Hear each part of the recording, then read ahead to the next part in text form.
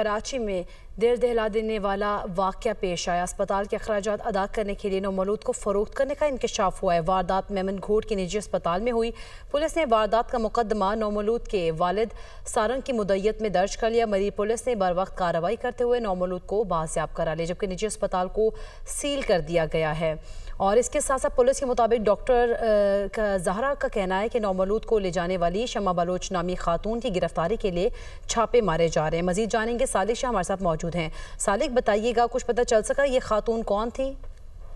जी बिल्कुल, इस हवाले से पुलिस हुकाम का ये कहना है कि धमाके की तफ्तीश शुरू कर दी गई है। SSP मरीज का ये बताना है कि मुलजिमा की शनाख्त हो चुकी है, जो मुबैना तौर पर उसी अस्पताल की मुलाजमा बताई जाती है। इसी तलाश में मुख्तलिफ मुकामात पर जो शमा नामी खातून उसकी तलाश पे छापे मारे जा रहे हैं। वाज़ेह है कि ये वाक़या जो है गुज़िश्ता हफ्ते ही रिपोर्ट हुआ, जिसके बाद पुलिस ने इस वाक़े का मुकदमा मेमनगोट थाने में दर्ज किया था।